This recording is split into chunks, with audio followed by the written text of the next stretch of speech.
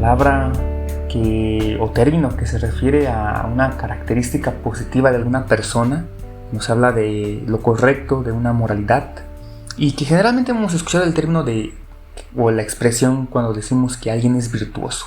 Pues bien, hoy en la órbita de las letras voy a hablarles un poco más de la palabra virtud, siguiendo con esta temática sobre el bien y el mal, la ética y la moral. Y también introduciré y les recomendaré el libro de El Código Ético de los Samuráis de Inazue Nitobe. Primero que nada, ¿qué es la virtud como tal? No es un término, como ya mencioné, que hace referencia a alguna característica positiva de las personas que los lleva a actuar de manera moralmente correcta y ética. También se considera que una persona virtuosa posee un conjunto de rasgos o valores morales que guían su comportamiento y acciones hacia el bien, tanto en relaciones con los demás como consigo misma. Las virtudes son generalmente consideradas como cualidades deseables que contribuyen al desarrollo de una personalidad íntegra y responsable. Algunas de las virtudes más comúnmente reconocidas incluyen la honestidad, la justicia, la benevolencia, la valentía, la templanza, la humildad y la sabiduría, entre otras. Especialmente estas características las encontramos en los héroes clásicos que conocemos, ya sea en libros, historietas o en películas. Es importante destacar que también la noción de virtud puede variar en diferentes culturas y contextos éticos. Y lo que se considera virtuoso en una sociedad puede no serlo en la otra, como ya habíamos hablado sobre el bien y el mal. Estas características o estas cualidades que desde cierto punto de vista van a cambiar. Pero, ¿cuál es la etimología y origen de la palabra virtud entonces? Esta palabra tiene su origen en latín, como muchas otras palabras, de la palabra virtus, que a su vez deriva del término vir, que significa hombre o varón. Inicialmente en la antigua Roma, virtus se refería a las cualidades y características asociadas con la masculinidad, tales como el valor, la fuerza y el coraje en la batalla. Con el tiempo el significado de este virtus fue evolucionando y obviamente se fue ampliando para incluir un conjunto más amplio de cualidades morales y éticas, que eran consideradas deseables en cualquier persona, independientemente de su género.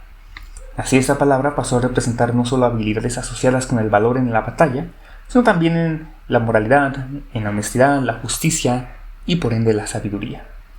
A través de la evolución lingüística, las influencias culturales, el término virtus pasó al latín tardío y luego al español, donde finalmente se convirtió en virtud, manteniendo su sentido original de cualidades y características positivas.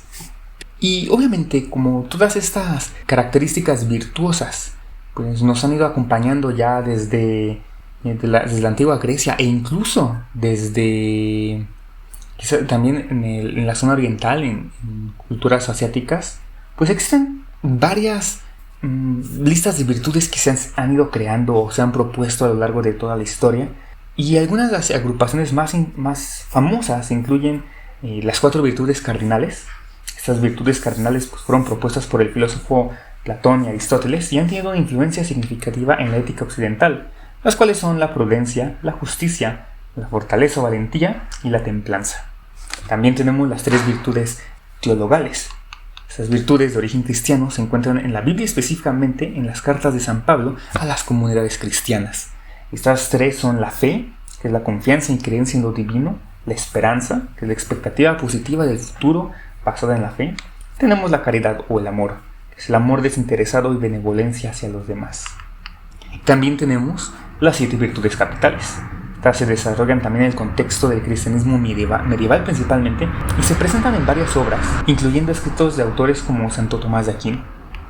Estas 7 virtudes capitales son la humildad, que es el reconocimiento de nuestras limitaciones y falta de arrogancia; la generosidad, que es el dar y actuar con desinterés y amplitud de corazón; la castidad o pureza, moderación y rectitud en los deseos y acciones sexuales; la paciencia, capacidad para soportar las dificultades con serenidad; la templanza, que es la moderación y equilibrio en el comportamiento y el uso de los bienes; la caridad y amor, que es el amor benevolente y desinteresado hacia los demás; y la diligencia, el actuar con esfuerzo y empeño en la búsqueda del bien. Principalmente estas virtudes, más que nada occidentales, tienen muchas en común. Y es importante también mencionar que estas son solo unas listas, estas son 3 listas de las virtudes más famosas, pero que van a ir variando también entre religiones, entre filosofías, entre escuelas del pensamiento, y obviamente también dependiendo del contexto cultural. Pero esos son los más conocidos. Y vamos a ver también pues entre más uno se adentra un poco más en lo que es los términos de las virtudes, pues vamos a ir viendo que muchas virtudes terminan siendo pues compartidas entre muchos contextos, entre muchas filosofías o religiones incluso. Y bueno, pues, ¿por qué es importante hablar de las virtudes? Las virtudes generalmente pues nos van a dar esa guía, van a ser una guía, un apoyo sobre unas reglas universales de comportamiento también. Ya habíamos hablado sobre la ética y la moral, sobre cuál es la forma pues, que la sociedad espera que nos comportemos. Vamos a ver cuál es la forma correcta como nosotros vemos el mundo. También esto influye en la decisión de qué es lo bueno y qué es lo malo. Y las virtudes pues también van a ser este apoyo adicional para poder comprender qué es lo que la sociedad va a ver como bueno. Y también nos va a ayudar a nosotros como guía para poder pues mejorar como personas. Vamos a encontrarnos con diferentes virtudes que vayamos a ver. Pero esas virtudes, creo que las que mencioné, son bastante aceptables universalmente hablando, porque quizás siendo o no religiosos, siendo o no creyentes o seguidores de una escuela de pensamiento, de alguna filosofía, pues entendemos que estas virtudes pues tienen algo de bueno que podemos adoptar en nuestra vida cotidiana. Y si somos seguidores de alguna corriente filosófica, especialmente hablando como tal vez del estoicismo, de esa corriente filosófica que está volviendo a ganar adeptos en los últimos años. Hablaré en el futuro un poco más a grandes rasgos quizás del estoicismo. Y también si uno es religioso, pues también va a ir adoptando con mayor razón estas virtudes, que a fin de cuentas pues terminan ayudándonos a nosotros como persona a crecer y también a la sociedad para que se viva en una sociedad buena, con buenos valores. Y hablando de esto, pues quiero hablar también de las 7 virtudes de los samuráis, para darle entrada al libro que quiero recomendar el día de hoy. Estas 7 virtudes de los samuráis también son conocidas como el Shichiro o Nanakorobi Yaoki. Son un conjunto de principios éticos que los guerreros japoneses samuráis seguían en su vida diaria y en el campo de batalla. Estas virtudes eran fundamentales para mantener el código de conducta samurái, conocido como Bushido. A continuación, voy a hablar un poco sobre estas virtudes, las cuales son 7. En japonés se dice Ji, Yu, Yin, Rei, Makoto, Meiyo y Chugi, los cuales se traducen como rectitud o justicia. A lo que se refiere es a actuar con integridad y ser justo en todas las acciones. Los samuráis creían que en hacer lo correcto sin importar las consecuencias personales. La valentía es el enfrentamiento, es la acción de enfrentarse con los desafíos y el peligro. Y estos eran muy esenciales para los samuráis, ya que demostrar valentía en el campo de batalla y en la vida cotidiana era altamente valorado en su sistema o en sus creencias. Y pues igual que quizás con los soldados romanos, pues la valentía también era algo no solamente buen visto, sino que exaltado o algo útil y necesario para la guerra. La benevolencia. Esta virtud se refiere a la compasión y el cuidado hacia los demás. Un samurái debía ser compasivo y preocuparse por el bienestar de los demás, especialmente de aquellos que eran más débiles o necesitados. Y esto viene mucho de la mano de la filosofía del confucianismo, y donde viene mucho sobre el amor filial también. Es decir, que no se pretende que uno abandone a los necesitados, principalmente a los que tenemos pues en casa, que serían quizás nuestros padres ya grandes, nuestros abuelos o bisabuelos, o incluso cuidar de los pequeños, de los bebés o niños que pueden ser más débiles en este contexto histórico, pero también se refiere a tener este cuidado de las demás personas y obviamente tener esta compasión. El respeto, otra virtud pues prácticamente universal, es un respeto que principalmente en los samuráis se efectuaba o se realizaba especialmente hacia los superiores. Es decir, había, por así decirlo, rangos entre el hijo hacia el padre, el alumno hacia el maestro, o del siervo hacia su amo, por así decirlo. Y esa era una virtud crucial para los samuráis, ya que se esperaba que ellos mostraran cortesía y respeto en todas las interacciones. Era una especie también de tener cierta etiqueta, ya fuera en la batalla también, como también fuera en alguna ceremonia del té, la invitación a la casa de alguien, etc. Tenemos también la sinceridad u honestidad. El ser sincero y honesto en todas las acciones y palabras era esencial para el samurái. La honestidad y la sinceridad pues se consideran pilares fundamentales en su código de conducta, lo cual viene muy de la mano con su primera virtud, la rectitud o la justicia. Tenemos también el honor. El honor, esta palabra que hemos pues visto, oído, y de la cual creo que en Asia es la palabra top de esas personas. El honor era quizás para los samuráis y sigue siendo una parte integral en la vida de estas personas.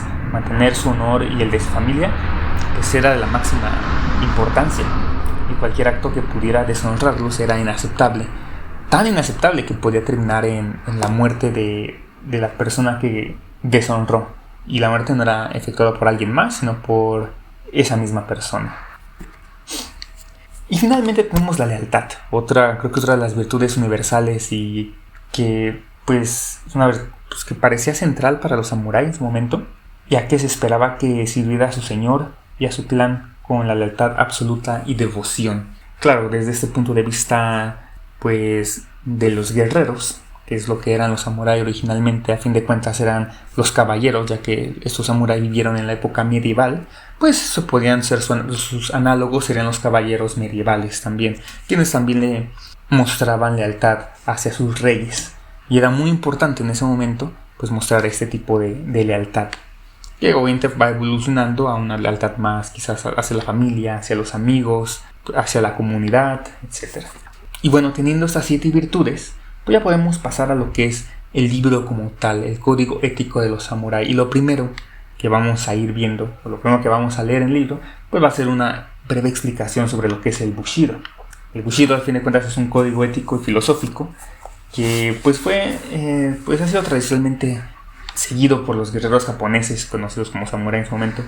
Y esta palabra japonesa se compone de Bu, que significa guerrero o militar, y Shido, que significa o lo podemos traducir como el camino o vía.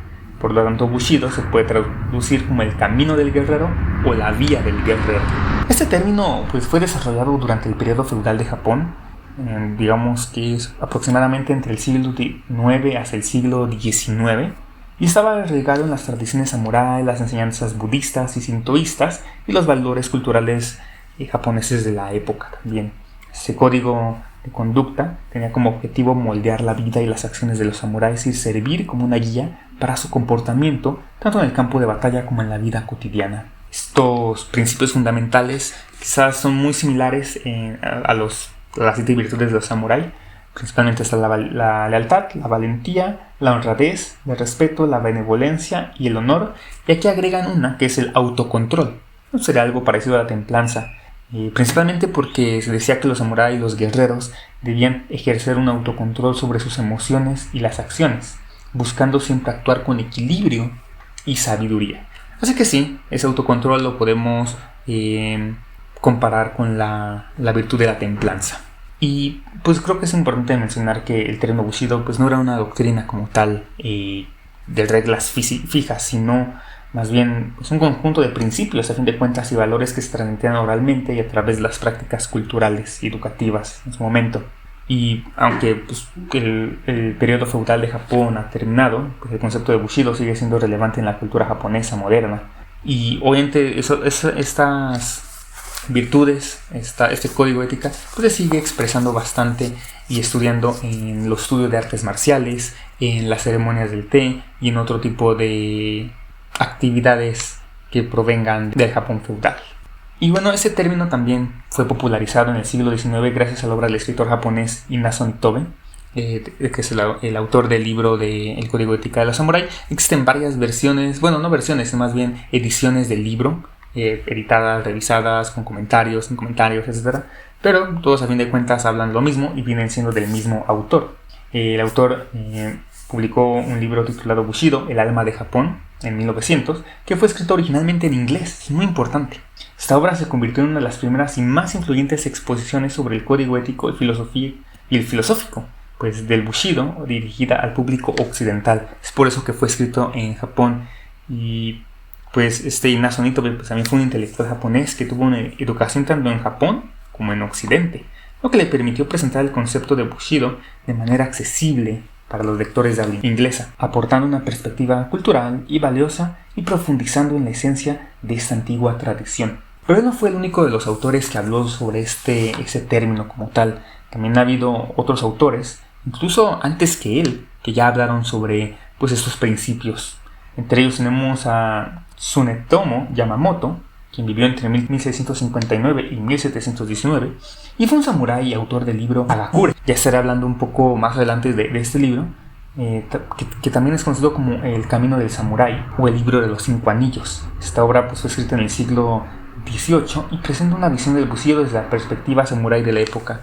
Y a grandes rasgos sí es un libro un poco más salvaje, ya que pues habla muy explícitamente sobre cómo atacar, cómo vivir la vida desde el punto de vista, desde la perspectiva en que las batallas o las guerras pues son constantes.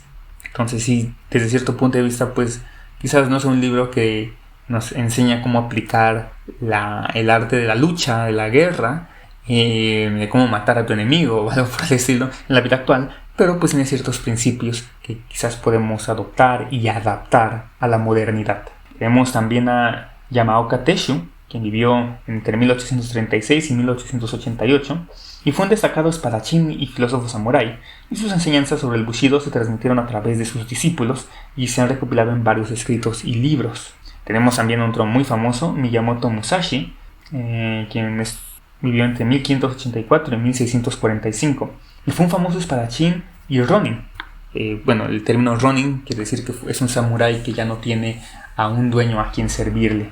Generalmente, culturalmente hablando, los ronin tendían a cometer el suicidio tal, que es lo que conocemos como el seppuku, ya que no tenían a quien cuidar y eso pues les producía una deshonra.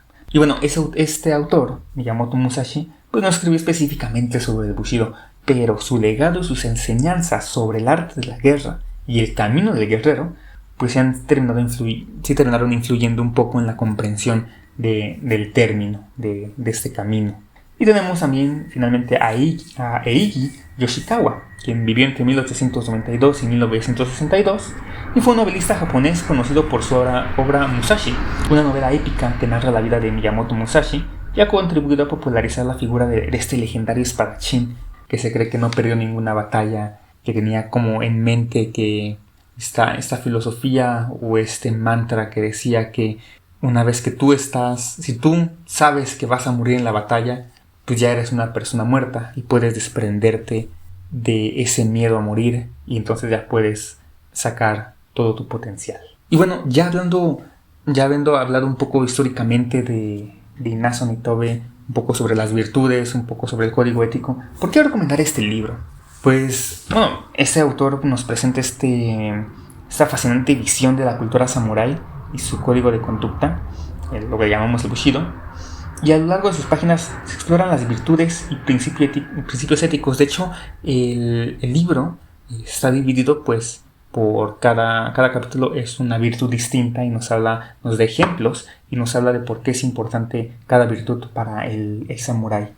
Los exploran pues estas virtudes, estos principios éticos que moldearon la vida de estos guerreros japoneses tan, pues, creo que aclamados, ya que les terminan atribuyendo con mucho misticismo. Aunque, pues, sin embargo, mientras algunos elogian su accesibilidad y enfoque, otros han planteado críticas sobre la imagen idealizada, que es algo de lo que también quiero hablar, que presenta, pues, este libro. Principalmente es la accesibilidad y la visión de la cultura japonesa es lo que me motivó también a leer un poco más sobre el código ético del samurái.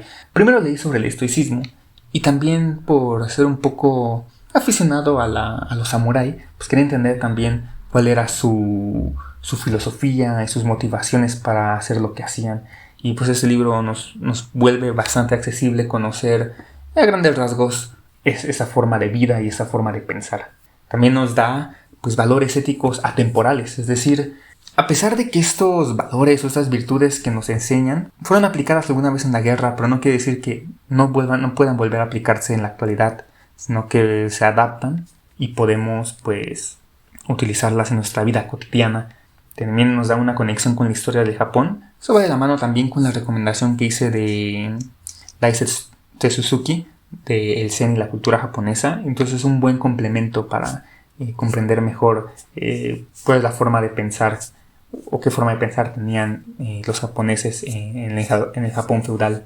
Y también creo que nos da, o al menos a mí me inspiró bastante pues querer seguir estos principios. Principalmente pues nos apoya o nos puede motivar incluso a querer tener esa templanza, ese autocontrol, conocernos más, ser más valientes, ser más leales y también enfatizar mucho en la honestidad y la justicia. No obstante, como mencioné, hay razones por las que también tenemos que leer el libro pues con mente abierta, pero también siendo muy objetivos en algunas ocasiones, ya que este libro tiene una imagen idealizada, incluso romantizada, sobre cómo eran los samuráis. Como ya mencioné, los samuráis los pintan como seres místicos en muchas películas.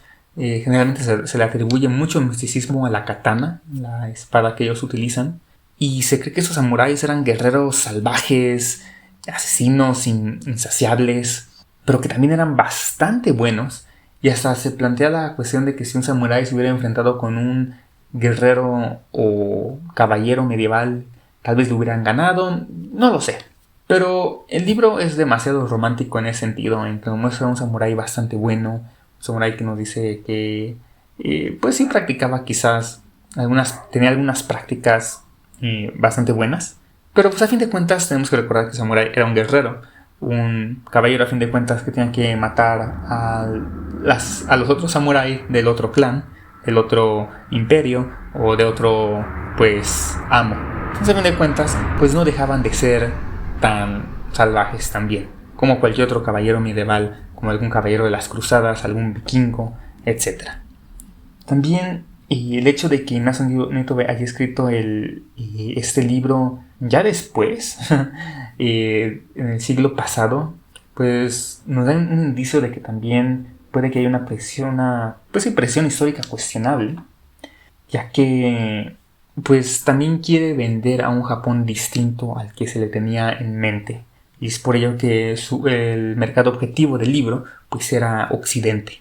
Y es por ello que quizás haya una modificación histórica, una modificación pues romantizada, como ya mencioné, sobre qué eran los samuráis, qué hacían, cómo vivían y cómo esos principios pues influían también en la cultura japonesa. Entonces, nada más hay que verlo desde esa perspectiva. Y también tenemos que recordar que es un clásico, ese libro es un clásico y lo recomiendo al 100%, es uno de mis libros, pues se encuentra en mi top 10 de libros favoritos. Pero también existen otras obras pues más modernas también, y también obras más académicas que tratan el Bushido y también la cultura de los samuráis desde diversas perspectivas que nos permiten ofrecer nos ofrecen y nos dejan ver una visión más completa y actualizada, históricamente correcta, de quiénes eran estos personajes tan famosos. Pues bien, esta es mi recomendación del día de hoy.